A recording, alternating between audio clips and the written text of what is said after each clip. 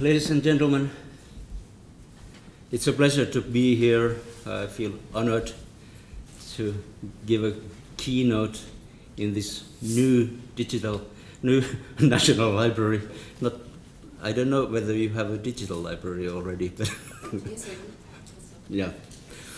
So, my title, as you can see, is quite vast.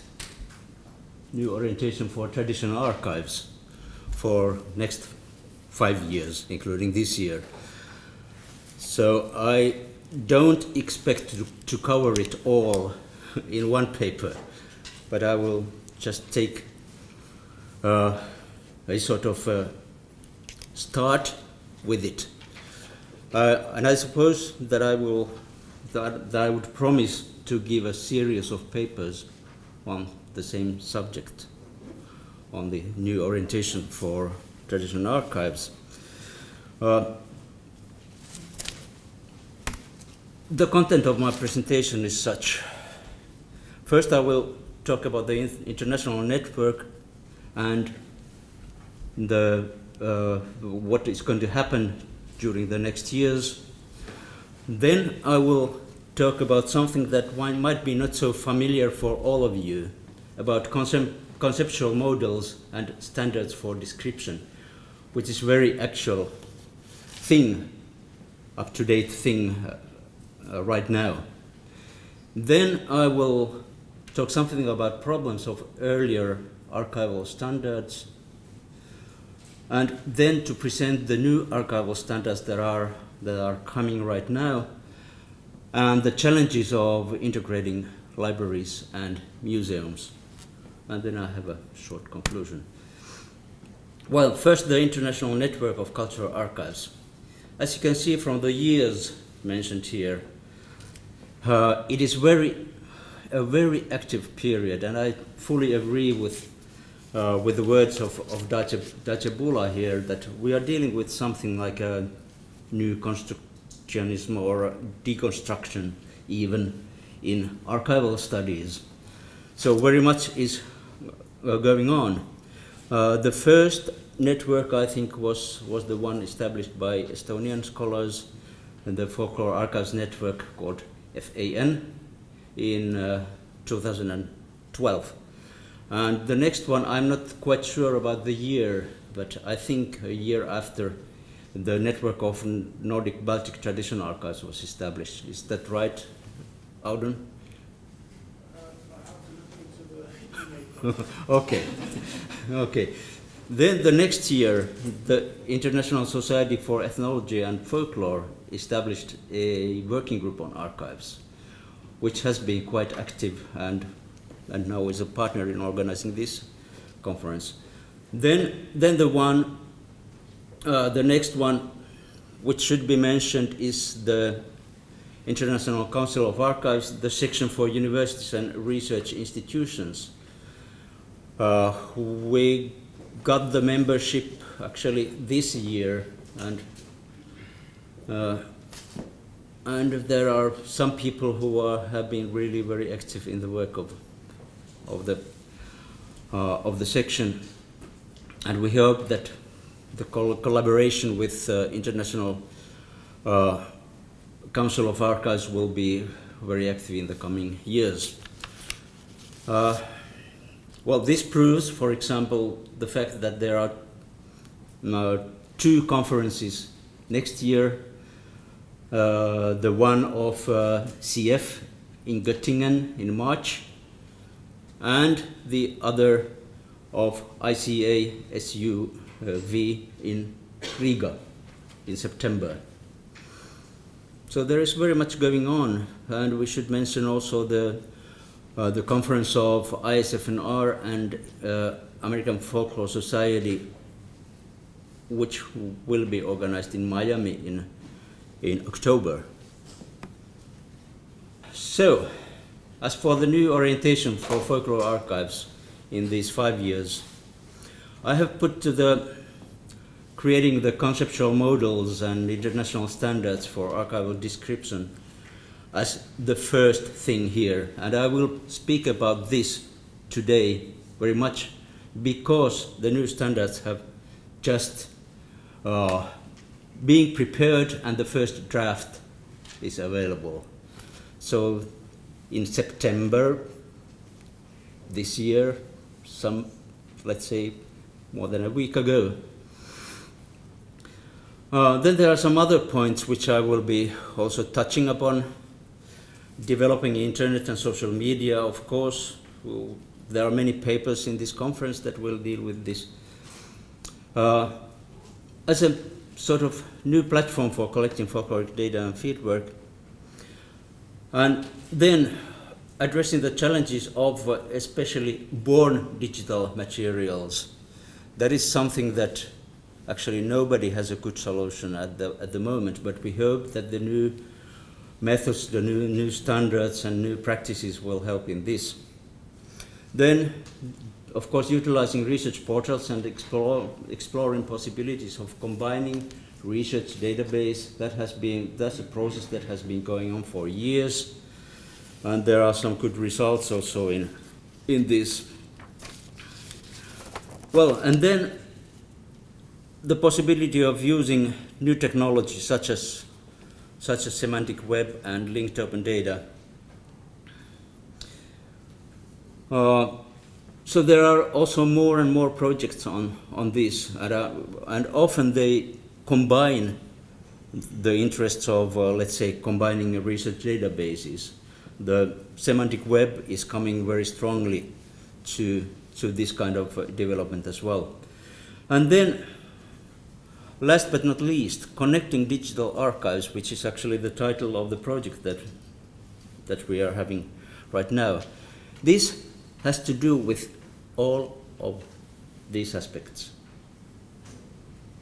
We will have a special meeting dedicated to this project, and this is quite ambitious, and we hope to achieve something within a few years in this field. So, but coming to the records in context. Marina might recognize the photos, which are actually from Canada, from Ontario government archives. Well, I'm not dealing with that specific archives, but I'm dealing with the consultation draft of the International Archival Conceptual Model, which was just announced or published in Seoul, Korea, during the conference of International Council of Archives, prepared by the expert group on archival description. So the question is, of course, why would we need something like this? Why would we need conceptual models in cultural archives? If I'm right, not many of you know very much about conceptual models, so I give a brief introduction what they are. So there's a definition for the first. This is how it works. A descriptive model or diagram that defines the key entities, the main properties and so-called attributes, and then the relationships between the entities. And that's what it does. And the reason is that we try to clarify, as I write here, what is known and not known about the systems of the parties that are involved, let's say, in the process of creating the conceptual models and let's say rules of description in the archives. And since we need to do something, especially while in the transition period to the digital age, we have to have tools in order to assess the relevance of the old rules of cataloging and description and data models and so on.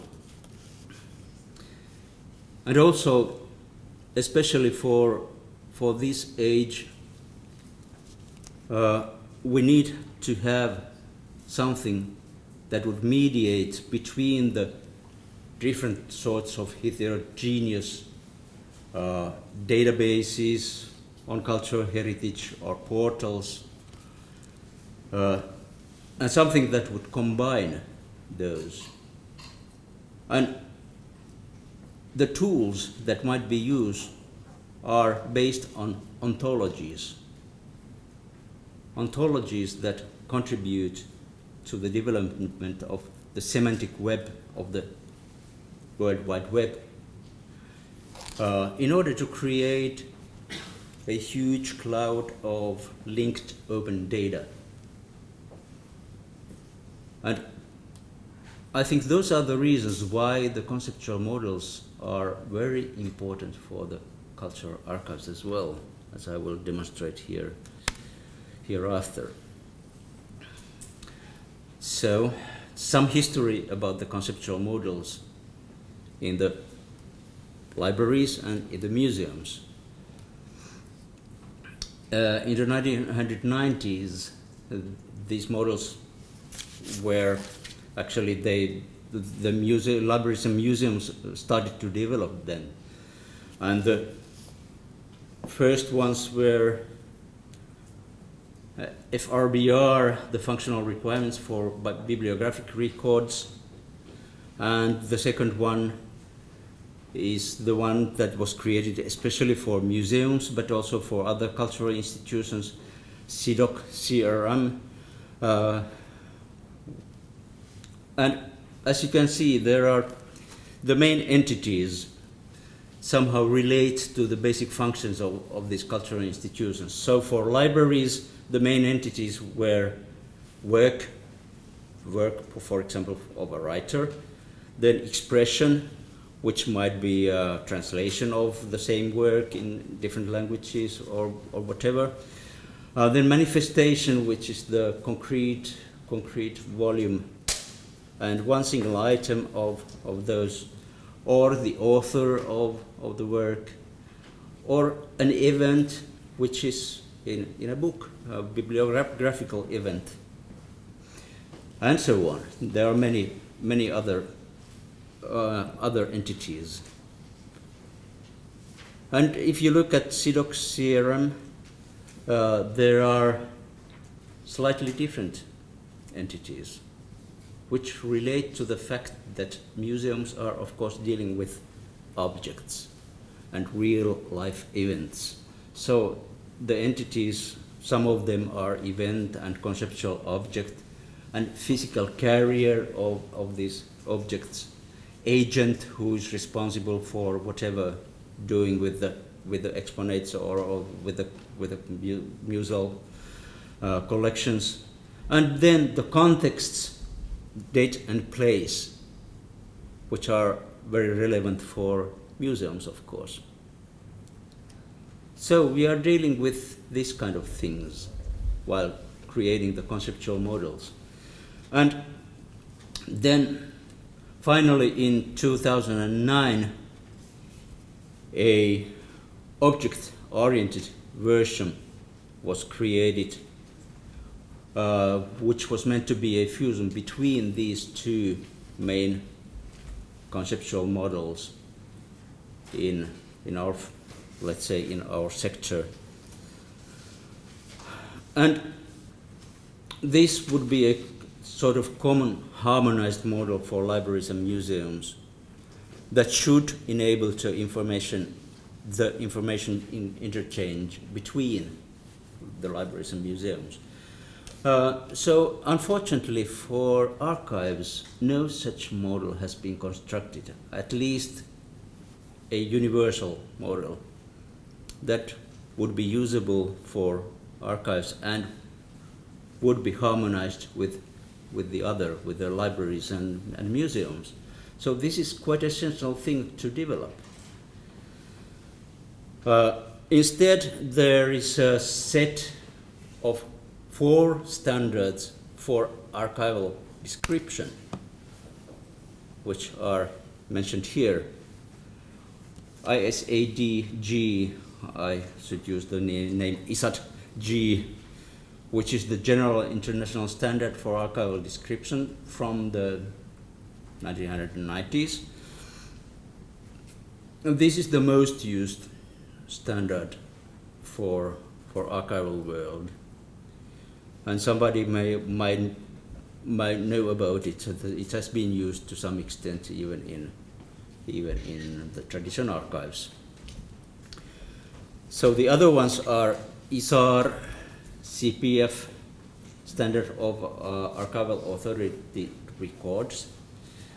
That has been also used to some extent in the archival world, but not so much as ISAT-G. Then ISDF, which is the international standard for describing functions, and, as I say, ISDIAH, simply international standard for describing institutions with archival holdings. These are newer ones and not used very much in the archival world either. So there was a problem with these. There were 4 standards, and they were not used in combination. So there was a discrepancy between them, and they were tedious to use, to be frank, especially for our archives. And that might be the reason that we have not been speaking very much about the archival standards in our, let's say, in our congresses or meetings and so on. But now we have to take into consideration that we need a standard that would be applicable also for folklore archives, for all archives. So for this reason, I've been really really looking forward to get a new standard for the archives. And now it is coming. And it's called Records in Context, which is a very promising name for a standard, for the first. And when it will be ready, it will be 1 standard instead of 4. And this standard, RIC, will also take into account the requirements of the digital era. There are links to the standards, but I think I don't have time to show you them because, yeah, it's about 100 pages and so on. So a week ago I got a hold of the standard, and I spent some days to explore it and in order to present it to you. So, but let's go to get back to the problems of the former standards, as I promised. And here we have the hierarchical levels of description of ISAT-G. As you can see, there are larger units called fonds, and then there are subfonds, there are series, subseries, and files, and items. So think about the folklore records. How do you, these simply do not fit very well to the archival records, because you create the archival records by actively collecting them or getting them from respondents, and so they don't create this kind of hierarchy. So for this reason, this is the first reason why these standards are not applicable for us. And the old principle was called the respect des fonds, the old classical archival principle that the records should be kept together of a group or of a person, and they should be kept also in the original order. Nobody knows actually what is the original order and how it should be kept, because it's always created in the archive when the fonts come to the archive. Then an archivist finds out that okay, something is missing, and there might be accruals to the font and so on. So, but this order and this principle is called, or the main term is provenance. Provenance, which relates to the history of the record and which you might trace while taking a look in the archival system, in the according to this system.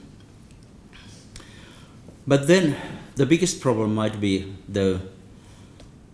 that folklore archives consist of collections, as you know, and collections are not considered to be archival records proper according to these standards. And there are some other problems as well. For example, I take here from ISAT G the context area. It includes the name of creator. For the first, the name of creator. Who is it when we talk about the folklore records? It can be just anyone. It can be the collector who creates on the basis of the note something that was not originally there. It can be the one who performed the songs or the stories or the proverbs or whatever. Then the context area includes the administrative and biographical history. And again, we must ask, whose history is it? Then the archival history, and then the immediate source of acquisition or transfer. So this hierarchy is of no use in folklore archives. As you know, the ones who have been working as archivists in folklore archives, you don't do this kind of job, or if you do it very rarely, and you don't do in this kind of hierarchical system, especially due to the fact that we have so many different types of records. We have paper records, sound recordings, we have photos and videos, and all of them require a specific kind of, let's say, not hierarchy, but management system. Then the ISAT G states that the author or creator or collector should not be confused with each other. So the creator is the creator of the proper archival fonts, but author is something else, it's not belonging here, and the collector is simply nothing to do with the archival world. So the distinction between the roles, this is indispensable. It's outdated, and well, we will see what will happen with it. Then the collection. The ISAT G states that collection is a documents accumulated without regard to the provenance of documents, not to be confused with archival fonts, or an artificial assemblage of documents accumulated on the basis of some common characteristics, which might be the way that we use when we organize our collections, and the way actually we collect our things. So collectors are not creators of the archival records proper. What does this do to our relation with the archival world? It's simply we don't have so much to do with it. And for this reason, already during the last Folklore Fellow Summer School, I presented some ideas to which direction the archival rules should be developed, especially taking into account that the digital era has its requirements as well. So the present rules are made for records in the state or public archives, and mostly for analogical material, which actually, of course, the principle itself is outdated. Some of the standards do mention digital records, but they don't deal very much with the basic principles of managing them. And the old standards, those four, follow the old archival principles, but there is always a sort of disagreement between records management, records managers, how to deal with the records. And this is a sort of ongoing thing, ongoing process. Of course, we need rules for digital records as well, what to deal with them. And then, of course, the basic old archival principles are dealing with the fact that you go to the archives and you get the material there.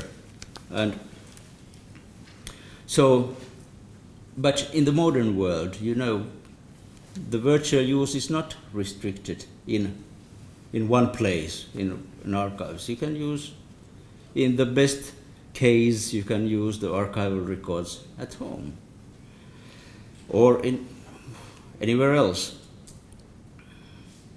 And also the access services have been developed so that, for example, you think about crowdsourcing or interactive portals, and many systems developed by the users themselves. You can find out an easy way to find the records if you're skillful enough in using the, let's say, web technologies. So what we need really is are solutions that are for archiving both digital and web-based material. So these are the few divisions of cooperation between archives, libraries, and museums. The first thing would be the harmonization of the conceptual models, which would include the new, now coming archival conceptual model, and the one of the libraries, and one of the museums. What would we get through this? We would get integrated access to cultural heritage of the collections, from the collections and to the collections of archives, libraries, and museums. And this is something that we have been developing in Finland. There's a so-called Finnish Digital Library project, Finnish National Digital Library. Then, towards the digital folkloristics, we have to participate actively in the development of the archival world. I think that is absolutely necessary in the digital age. Now I take some relevant points from the new records in contexts conceptual model. So this is important for us. It's stated there that people create records, but are also subjects of records. And that's something that we are doing. So we are not collecting the authoritative records of somebody, but we are gathering the material from the common people. So they are also subjects of records, and we have to recognize that they are also there. But in the present archival systems, they are not there. As for description, of course, not only of traditional analog records, but also electronic records should have a good system of description, rules for description and cataloging. Then, cooperation between records managers and archivists is badly needed, especially in the digital age. Everybody of you who is, let's say, digital manager of the archives knows how important it is to deal with other archivists in order for consultation, because otherwise you don't know what to do. And very important is that the so-called fonts never exist in sort of isolated world, but there are always layers of interconnectedness with the contexts of the past and future and the present time. So isn't it natural? So it should work. And actually the folklore records work that way. Then the communication technology, of course. A re-envision of archival description is needed also for that reason. And the communication technology actually forces the archival world to a re-envision. When we just shortly talk about the technology, so the technological change, I mean using the markup languages such as XML or relational databases as SQL and other technologies. That was the first step in order to make in the computerized way the hierarchies that the archivists used. But now we are entering the new age of graph technologies, such as the World Wide Web Consortium, which developed the system called RDF, which leads to the semantic web technology, which I already had some words which I will talk later on more about. As you can see, there are many entities. I don't describe them very profoundly, but there are records, record components, record sets, which is really good actually. Those are the main entities for us. And the record set is especially useful because you can use it for, let's say, collections of a collecting campaign. All the records can form a record set. And you have an agent that should not be any high person in the higher level of societies. It can be just anyone, or it can be a group of people. It can be even a library or archive, and so on. Then occupation, which is quite clear. Position in the whole system, the one who does something in order to create a record. Then functions and activities, this should be quite clear. Mandate, I will show an example how it works. Mandate that gives a possibility for somebody to function, to make a record. Or, for example, an archive might get a mandate from the government in order to create the collections, and so on. Then the documentary form and date and place, and then concept or thing. So we have 14 entities. And then the properties, we have them 69, including something like something that you know, certainly URI, the universal resource identifier, the local identifiers, formats and carriers, and types and classifications, and so on. So this is something when we comment the conceptual model and the development of this work, it should be paid attention to the folkloristic typologies and classifications and so on. And then there are relations. Right now there are something like 792 relations between the entities. Later this year there will be also an ontologized version of the conceptual model, The main thing is that in this new system we are developing from multi-level description to multi-dimensional description, and from hierarchies to networks. And I hope that everybody, every institution at least, would comment. Well, here I have some concluding points. I consider that we cannot stay aside from developing such things as the conceptual models and standards and ontologies for the digital reality for the archives. We should be part of this work, really. And there are some points here. One is the active collecting principle, which is the main thing that we are doing. This will be continued even in the digital age. And as you know, we are using the potential of modern equipments and databases and portals and the internet in it.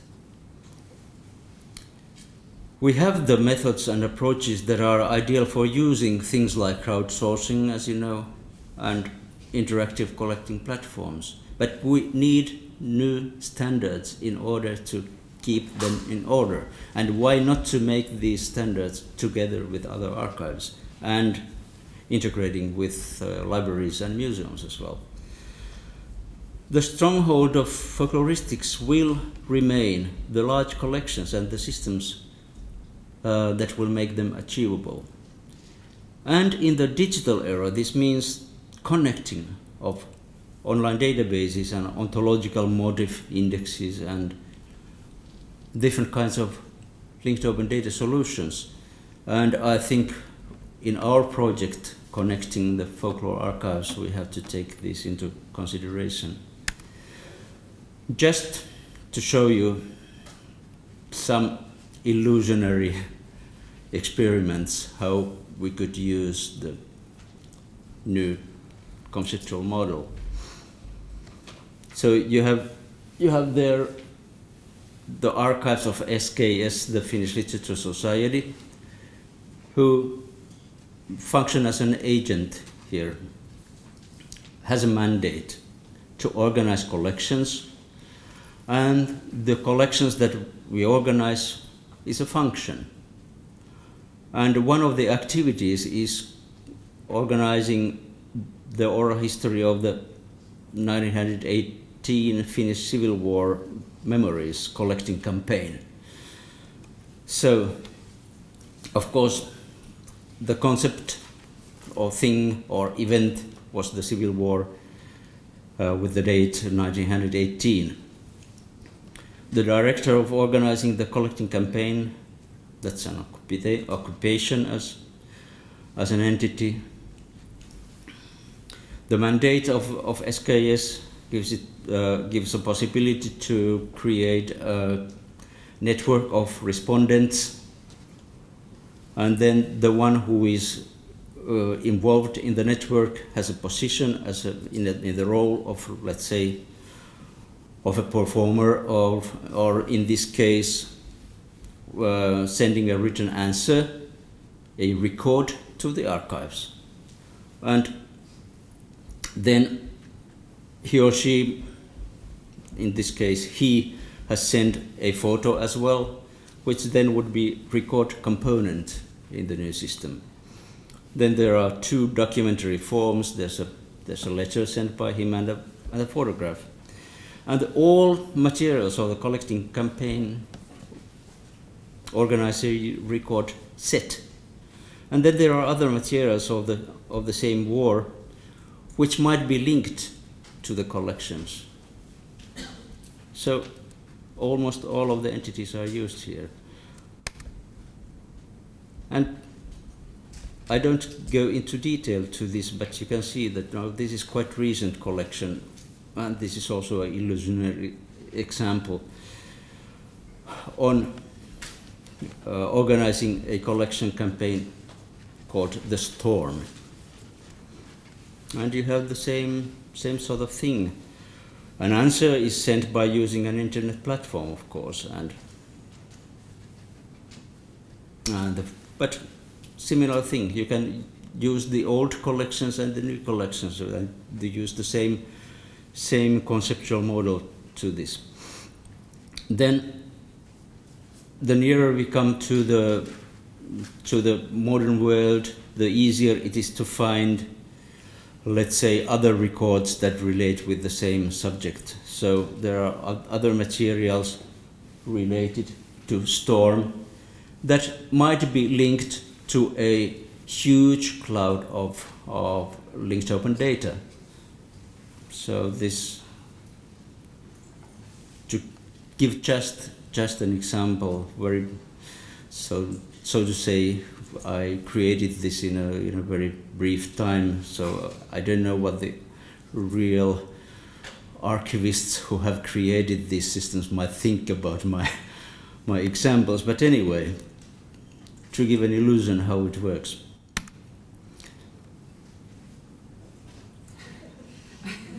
So, and I would like to thank all the partners and the parties that have helped us to organize this event.